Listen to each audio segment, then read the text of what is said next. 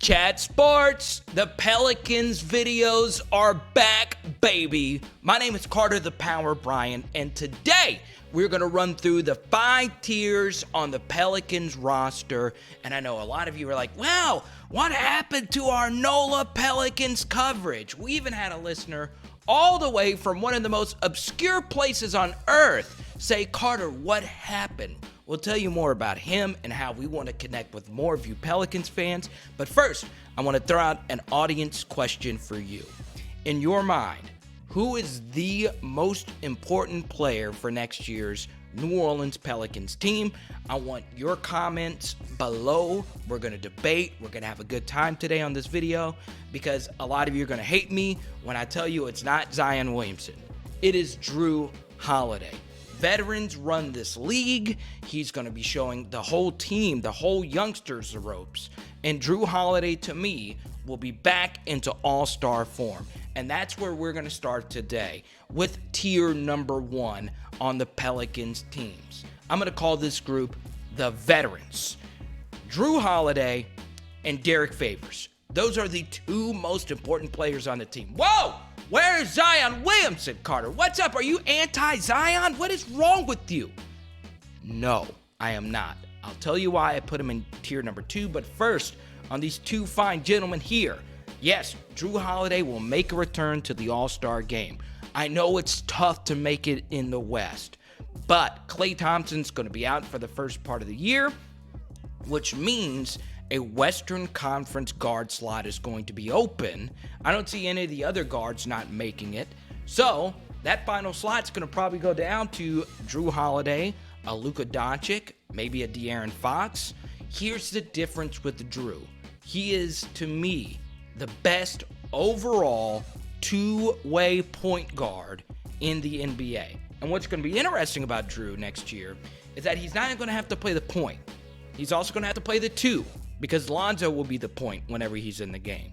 He's also going to have to play the 3 because if the Pelicans decide to go small and they bring Redick into the game to play the 2 and Lonzo to play the 1, guess what? Jrue Holiday's going to have to play the 3. He is that versatile of a guard, and he can play all 3 of those positions at an extremely high level. Next year, I see him averaging 22 points per game, 5 rebounds per game, 8 assists per game, and 2 steals per game. Now, General Manager David Griffin said he could win the MVP next year. That's crazy talk, but Jrue Holiday can easily make it back to the All-Star game. Derrick Favors is another key piece. He is a key veteran to this year's team. I think he's in that tier number 1. Listen, he was behind Rudy Gobert, one of the best centers that we've seen in this era of the NBA. Now he gets to be the guy, and Derrick Favors is only 28 years old.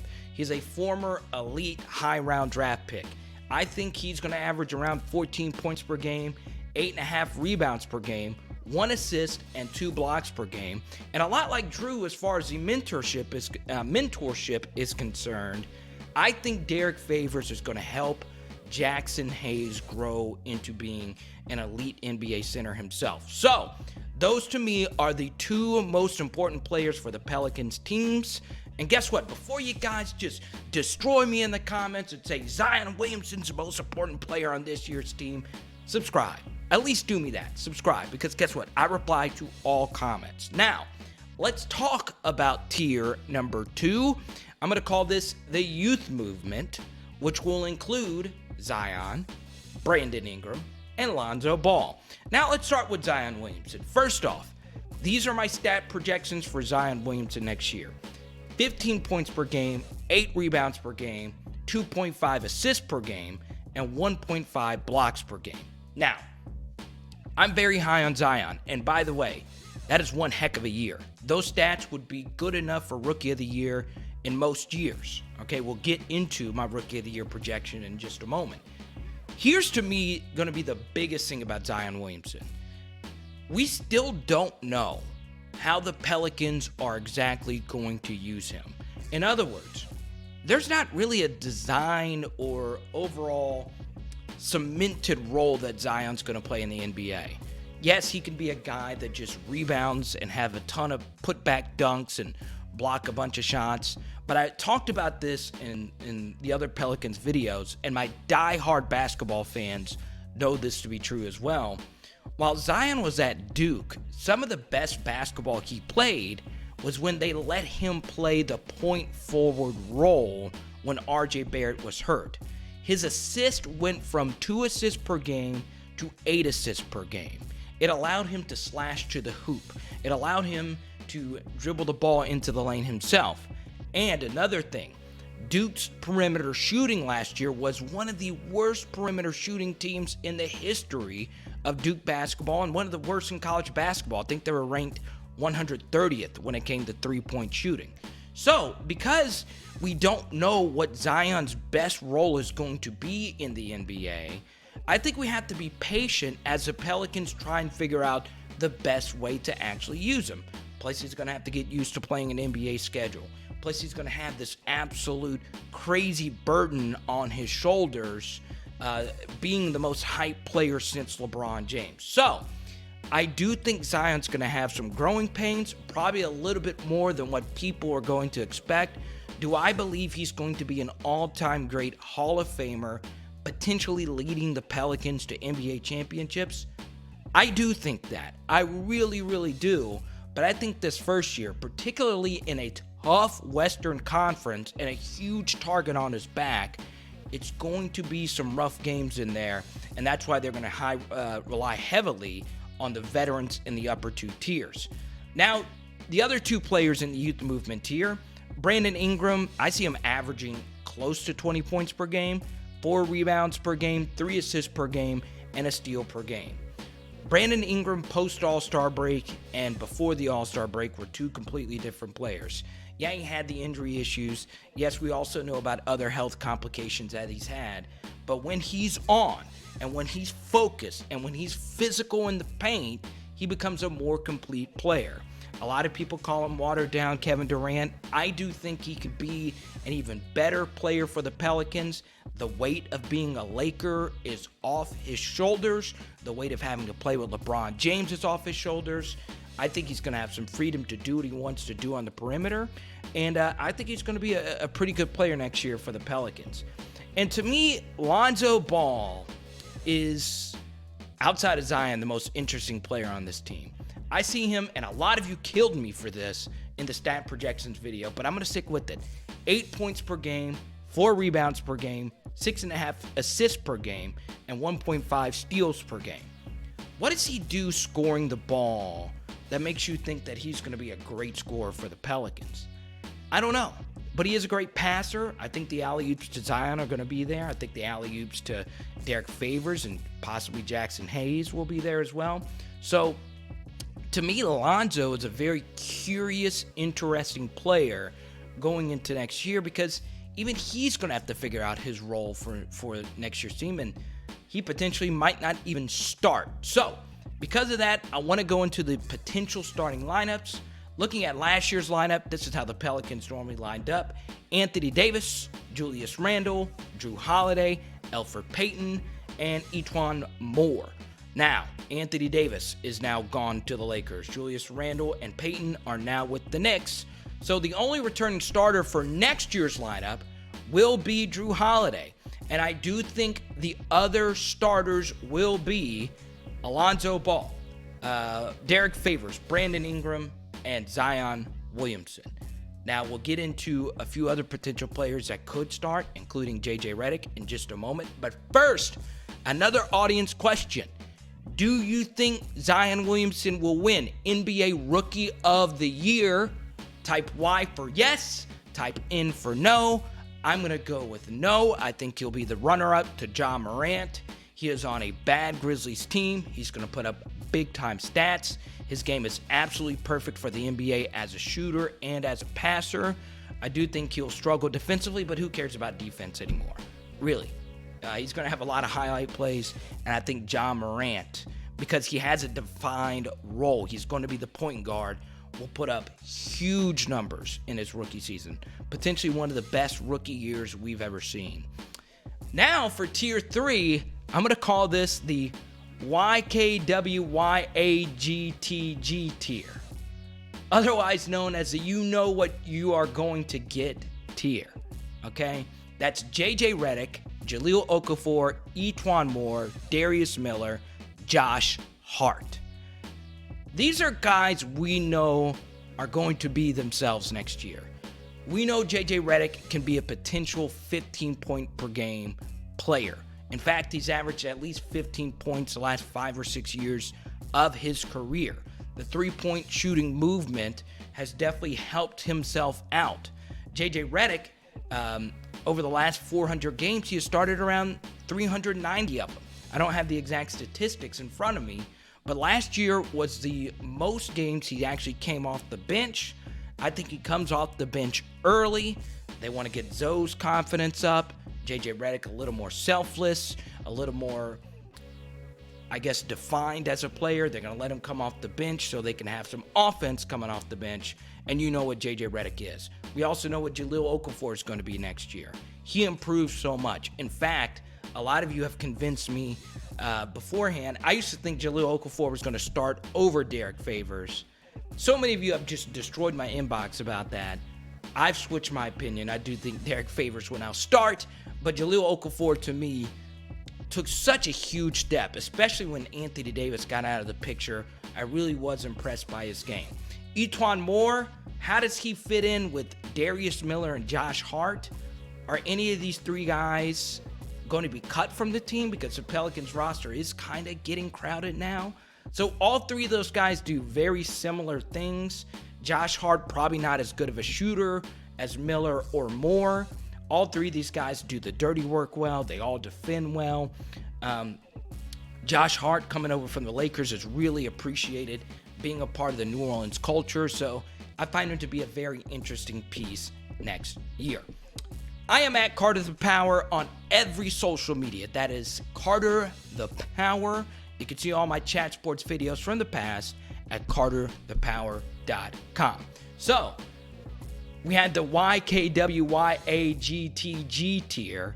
Let's go to the YDKYAGTG tier, which is the you don't know what you are going to get tier. That includes Frank Jaxson, Kenrich Williams, and newly signed Pelicans forward Nickeil, who has played his entire career overseas. All three of these guys can provide you great shooting from the perimeter, particularly Jaxson and Melly. Kenrich Williams actually started quite a few games for the Pelicans last year. Once again, the Pelicans are going to have to cut potentially one or two of these players we've already mentioned. So for me, I really like Frank Jaxson a lot. I just don't know how big of a step he's going to make even going into next year. He didn't play that much at Duke, but we've learned a lot about his game. He knows a lot about court spacing. He's a tenacious defender. He's a high-energy player. The same is true for Kenrich Williams. He can defend multiple positions. He's very long, not overly athletic, more of a below-the-rim type of player, but he just understands the game really well. And I honestly don't know a whole lot about Melly, but he is a veteran, and the Pelicans are always going to be looking for shooters. And then we go to tier 5. I'm going to call this one the YOUNGIN'S. Nickeil Alexander-Walker and Jaxson Hayes, the two superstars of the Pelicans Summer League run. So all the focus was on Zion Williamson. Both of these guys made the Sports Illustrated All-Summer League team. They both had highlight reel plays, especially Jaxson Hayes, with one of the craziest dunks. I know it's Summer League, but one of the craziest dunks you've ever seen. Both of these guys in their own right were first-round picks by the Pelicans. And unlike the guys in Tier 4 and Tier 3, these guys have Tier 2, Tier 1 potential for the rest of their NBA careers. Alexander Walker showed amazing court vision. He understands the game really well, comes from a great program in Virginia Tech, learning under Buzz Williams. And then obviously Jaxson Hayes is one of the most athletic bigs we have ever seen in the NBA. The sideshow bob hair, the crazy dunks, the block shots. He's going to be fantastic. Both of these guys need to follow Jrue Holiday and Derrick Favors around, because both of them are going to have very similar careers to those guys if they take instruction, if they understand there's going to be growing pains, if they understand their roles this year on the team might not be as defined as what it's going to be 2 years from now. Here's what's crazy. Both of those guys have shown enough flash that they can make a huge leap. In fact, some of you even brought up on my starting lineup videos, why couldn't Jaxson Hayes potentially start a few games this year for the Pelicans? That's kind of a reach, but I would not be shocked if that happens either. So, before we get out of here, let's weigh in.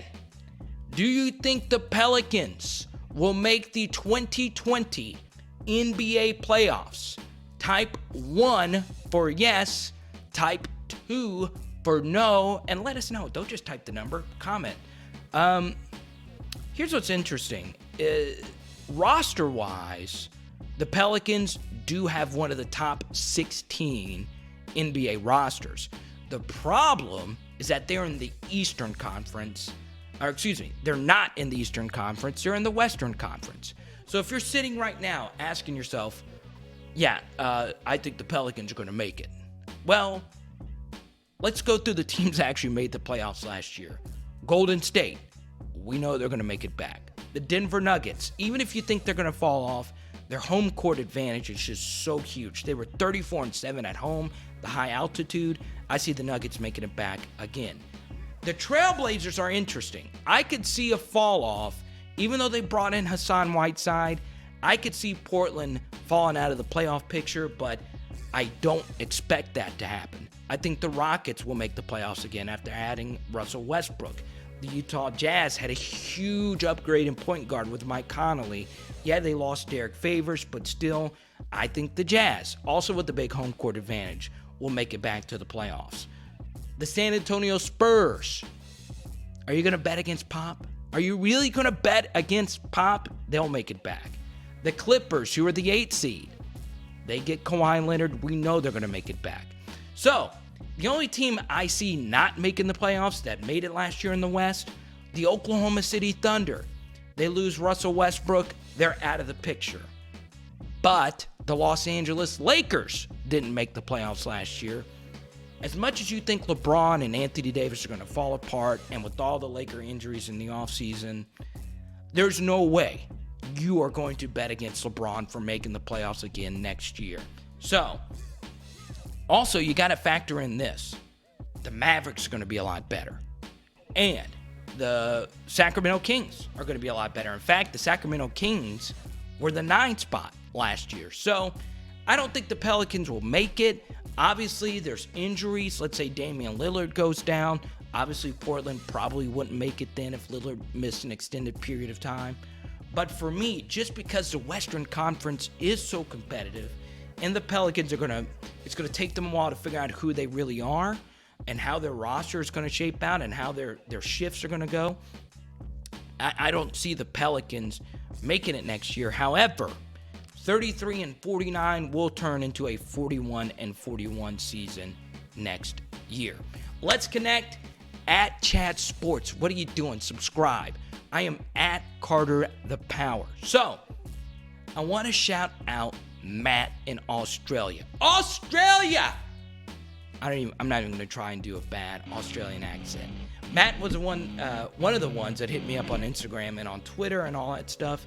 Hey, where are all the Pelicans videos, mate? I was okay. Right? Y'all let me know how my Australian accent was. So shout out to you, Matt. And shout out to all our viewers and listeners out there. Let's connect. Find me on Twitter. I make a lot of radio appearances throughout the state of Louisiana, pretty much every area of Louisiana. You can find all those on my Twitter account and my website at Carter the Power. Let's do this, Chat Sports. I can't wait for next year's NBA season. We'll talk to you soon.